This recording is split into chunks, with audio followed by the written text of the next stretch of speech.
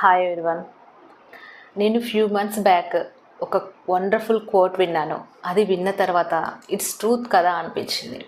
అదేంటి అంటే, every misfortune has a seed of greatest fortune.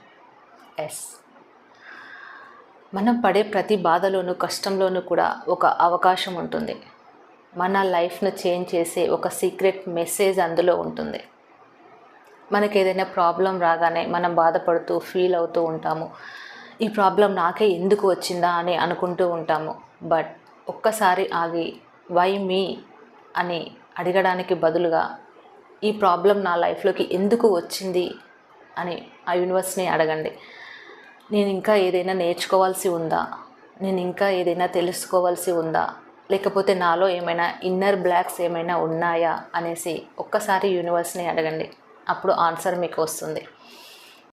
Problem is not a punishment, problem is a preparation. నువ్వు ఇంకా powerful వర్షన్గా evolve అవ్వాలి అనేసి universe చెప్తుంది. మనం లవ్ కోరుకుంటూ ఉంటాము, బట్ హార్ట్ బ్రేక్స్ వస్తూ ఉంటాయి. మనం మనీ కోరుకుంటాము, బట్ ఇంకా స్ట్రగుల్స్ ఎక్కువ అవుతూ ఉంటాయి. మనం హెల్త్ కోరుకుంటాము, బట్ ఇంకా హెల్త్ ఇష్యూస్ ఎక్కువగా వస్తూ ఉంటాయి. దీన్నే కాంట్రాస్ట్ అంటారు.